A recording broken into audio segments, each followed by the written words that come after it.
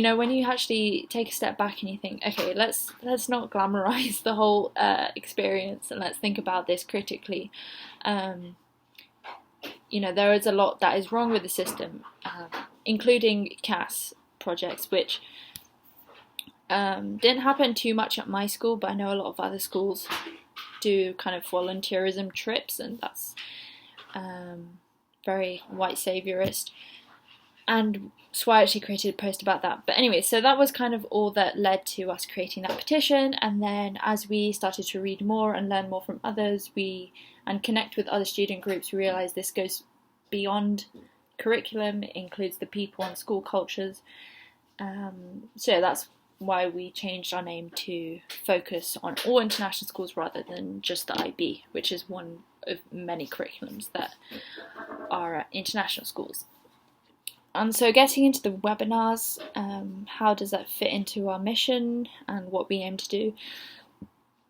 So far we've had one webinar that we ourselves hosted. I think it's such a great way to hear voices. Obviously we didn't have that many people attending. I think there was maybe 30 people there. But it was a great start, and it's something that we definitely want to do again in the future. We've talked about it a lot, but organising it is very difficult. A lot of people to liaise with, and dates and times across time zones. It's just very complicated.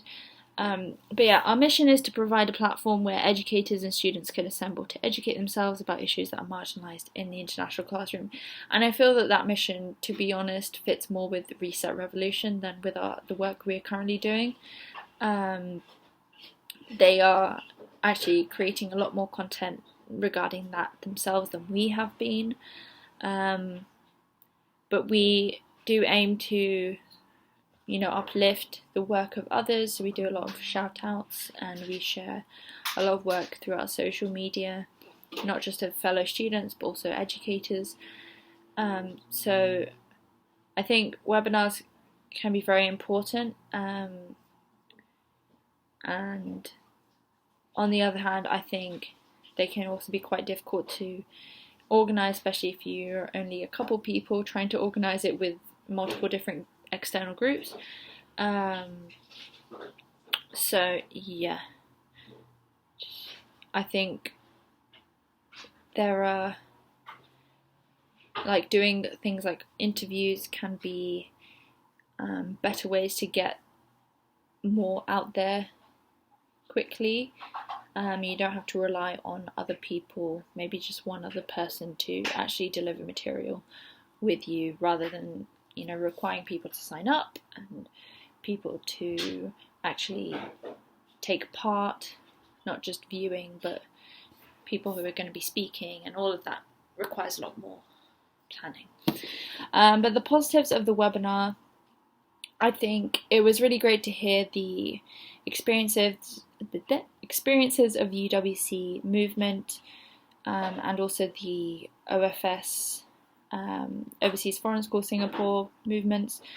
I don't think there's anywhere else where the actual students have been given a platform to speak about the work that they've been doing within their schools. So I think that was a very positive thing, and it's freely available for other student groups to watch or teachers to watch.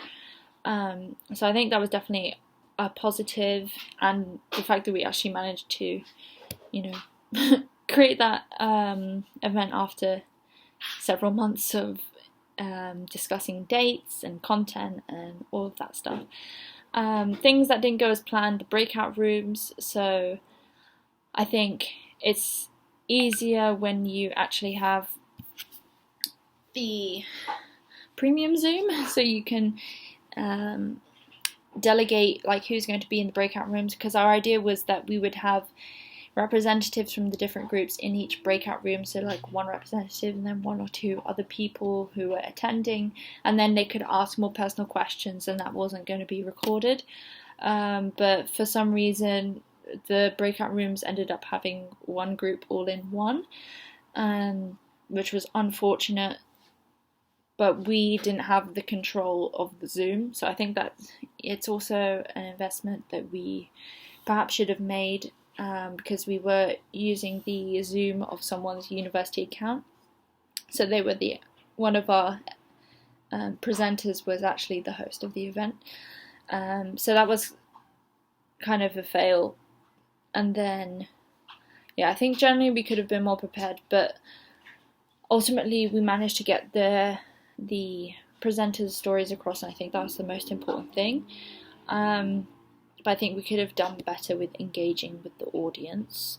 In terms of areas for growth as an organisation and for webinars as well, I think with our webinar we tried to fit way too much in, and it ended up going over 2 hours, and it was just, by the time, it was breakout rooms and the breakout rooms finished, and it was just too much. So I think we need to be very selective about what exactly we are trying to get across.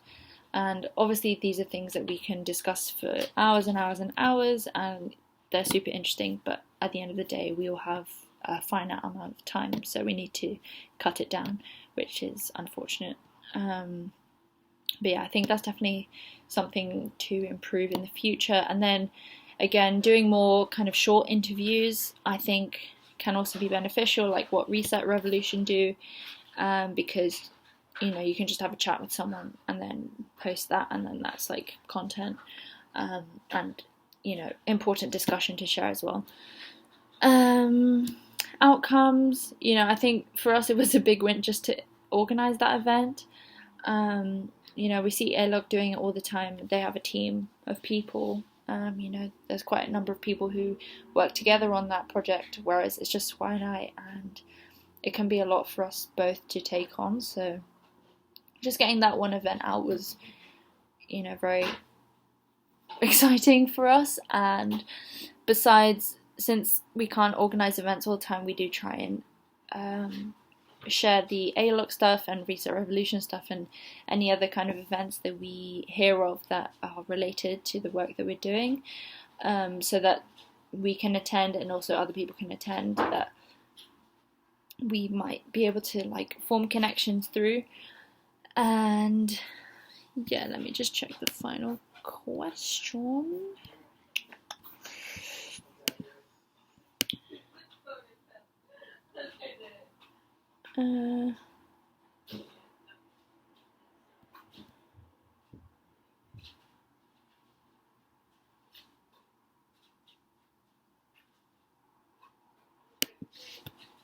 I'll elaborate a bit more on the second to last question for you.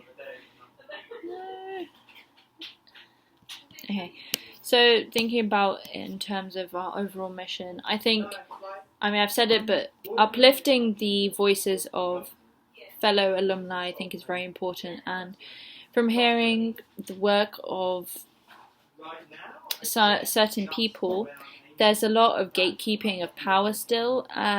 Even schools and administration that are willing to work with alumni groups, they say, oh, you're not fitting in with our direction that we want to go in, you're not listening to us, not cooperating.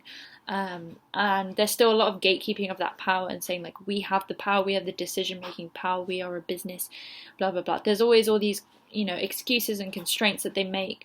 And so I think it was very important that we shared that other side to it, and showing that the students actually are putting in a lot of work, because it's really undermining to be not undermining, but I can't think of a better word right now, but to be told you're not cooperating with us, you're not following our direction, but the whole point is to take it in a new direction. And part of decolonizing and part of this work in international schools is to say, hey, look at our power structures, are we making decisions correctly? We're not and there are people who think they're doing such good work, yet they're not including those voices and they're dismissing them.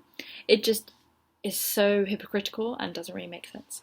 So that's why I'm very happy with that event, even though it didn't really go as planned, as in it ran over time by over an hour. And we kind of lost the ball with the breakout rooms, but and then tell you more about? Anything else that I want to say? I think just to say that there's so much that we want to do, like, and there's then so much that we can do, like this Earth Day resource, for example, or other webinars. You know, there's a lot of ideas, but actually putting them into practice takes a lot of time and effort. And when I'm working a full-time job and Swai is a full-time student, it's very difficult, because also we're on different schedules. She works more in the evening, I work more during the day, so our free time doesn't always match up, and it can be difficult to communicate. And since it's just the two of us, we don't really have extra people to support us. Now we have one person who is part of the Decolonise ISA group, which is the International School of Aberdeen.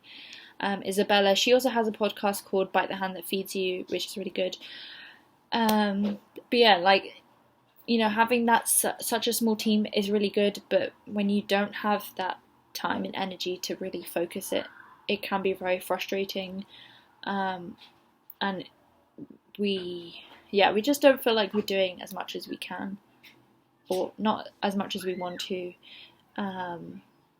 And seeing like Reset Revolution doing all their interviews all the time, it's like, obviously, like, I'm really happy for them that they're doing that and they're managing to create all that content, but it's something that we really want to do and we just aren't managing to, because everyone just seems to be busy all the time. So yeah, that's just kind of the ending thought, but we're not giving up. We're still, coming up with ideas, trying to create content. The Earth Day resource pack is a big project that we're working on. Myself and Isabella, Swai is busy with schoolwork and has asked, for a few weeks to just not have anything to do with ODIS at the moment. So yeah, it is quite difficult to manage all of that, and yeah, but we're trying, we move. Yeah, so I hope this video has been helpful for you. I think I might have to send it through Google, through my email. But yeah, hope you're having a good day, and yeah.